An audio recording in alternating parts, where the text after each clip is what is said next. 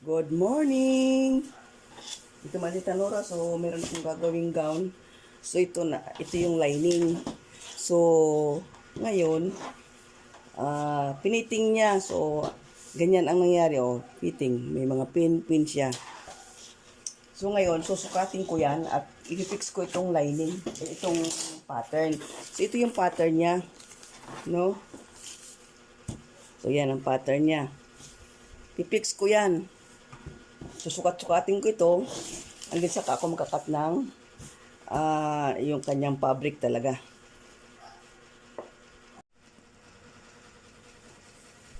So, ayan.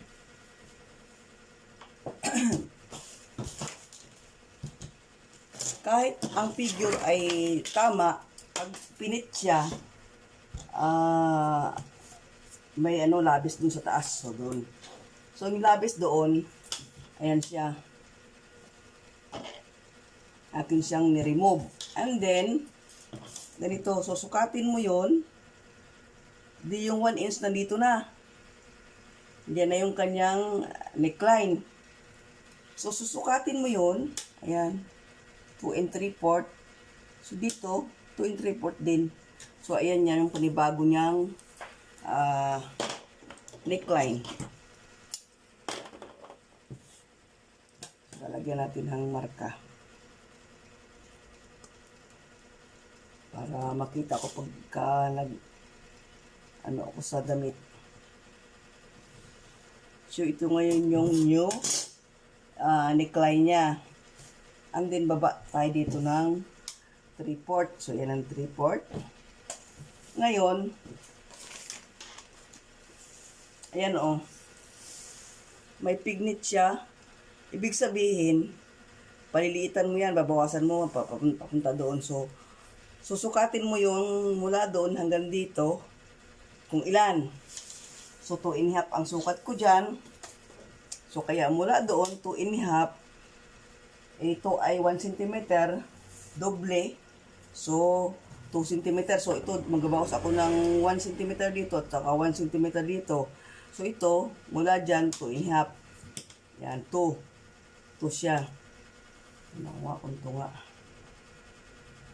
Tunga siya. 2. So, yan. Ayan siya. 1 cm ang binawas ko. So, ayan pagpipix ng pattern. So, yan. Dahil ito, hanggang doon sa point niya, ng dede. Ayan. Ang point ng dede mula doon nandoon. Wala.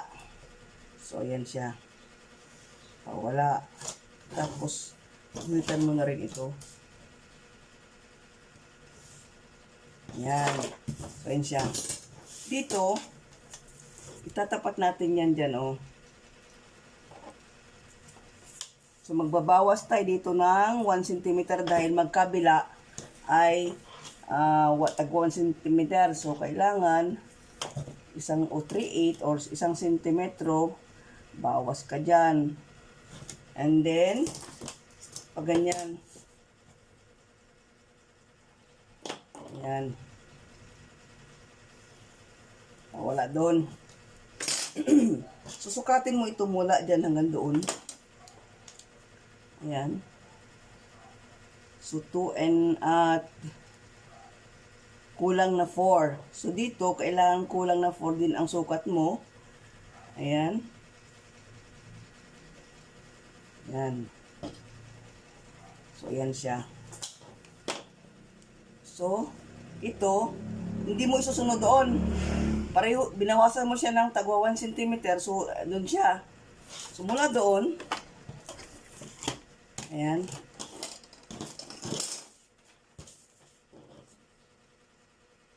Dapat dito, bumaba ka ng ½ inch. Para pagka inano siya, ganyan, So, ayan siya. Nagkuhit na tuloy ang kwan. So, ayan siya. So, ito na yung sa harap. Sa likod naman tayo. Sa likod. So, ayan. Dyan, pagka inano mo na tracing mo sa tela, ito na susundan mo yung itong pin. Ball pen. Dito tayo sa likod. Sa likod, dahil nagbawas tayo ng half inch dito, so nandyan tayo magsisimula. Ayan. Katapos, susukatin natin hanggang doon yan. Sukatin natin hanggang doon. So, 2 inches. Sa waistline, sa back, center back, 2 3/4 naman dito. So, 2 3/4.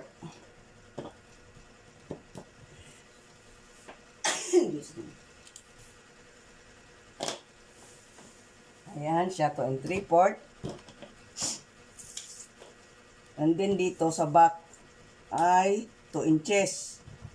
So, 2 inches minus 3/4. So, ang gagawin natin, 3/4 dito. Ayan. So, dito natin i-divide. Dito tayo magbabawas sa itong isa para hindi masyadong halok, hindi masyadong ano doon. So, kailangan pag nagpipix ka, i-balance mo rin siya. So, doon, magbabawas tayo ng 1 cm. O 3/8. Yan. Ito ay doon sa mga gusto matuto ng gumawa ng gown. So, ganyan. So, atin na siyang idiretso dito. Yan o. Idiretso. Yan. Idiretso natin siya. So, i-kuha natin ito. 3/8. So, yan. Yan. Tama. Hindi na tayo magbabawas dito. Dito tayo magbabawas. Ngayon,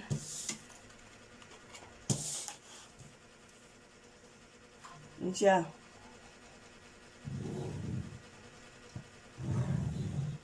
Ulitan mo. Ayan.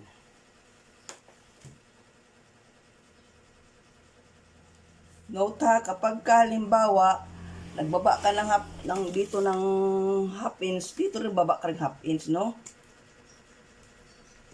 So, ayan. Tatapos mula doon,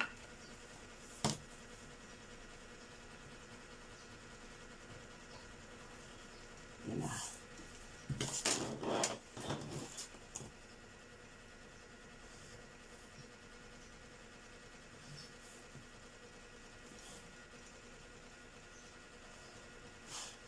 Yan na yung likod. So, ayan siya. Ito yung harap. Halter ito. Katapos halter dun sa harap. Pagdating sa likod, bareback siya. No? So, ayan na siya. Itong harap, itong likod. So, dito, 2 pieces. 2 pieces. 2 pieces. Ito 1. So, ayun siya. So, ang gagawin natin ngayon, ito yung kanyang, dito sa liig naman niya, pakita ko sa liig dahil, nagbaba tayo sa liig, Yan. So, susukatin natin yan. Susukatan natin mula doon sa dati. Ito yung pinaka tanda niya, Sukatin mo yan. Mula dyan, punta dito ay 1 3/4. O 1 3/4. So, mula dito 1 3/4. Ayan. So, ayan siya. And din dito, syempre, mag-remove tayo ng 1 inch. Then, nag-remove tayo ng 1 inch sa harap. So, atin mo nang isara itong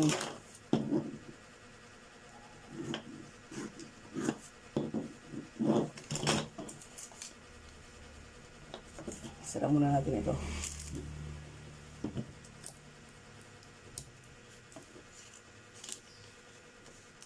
Kasi ang kukunin natin dito yung collar. Oo, kasi may collar ito eh. So, ating nga dito biyakin. Diba?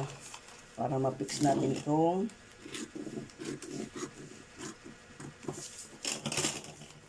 yan ang kukunin natin ay collar. Yan.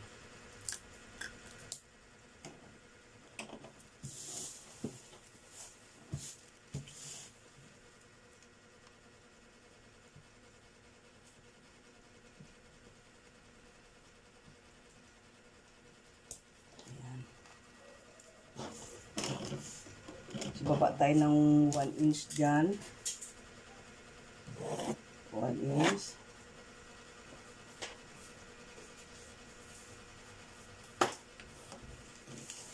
And syempre, 2 and 3/4 din. So, ayan siya. Kung ilan yan. Kung ilan yung kanyang neck opening.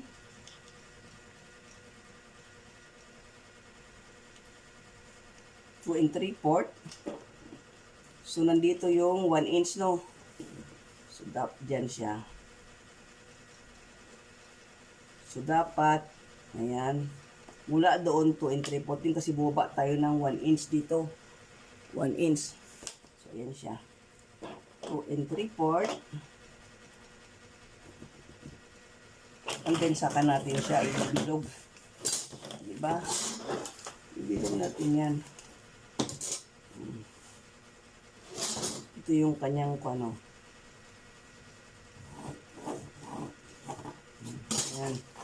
So, ayan na siya.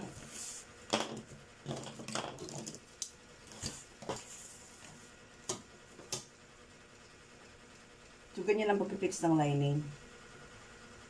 Dito mo siya ipipix sa pattern, hindi doon sa damit. So, ayan na yung ano yan. So, dyan manggagaling yung liig niya kasi ang collar niya eh. Doon lang sa harap ang meron dito. Wala sa kwan. Ayan na siya. Ayan. Diba?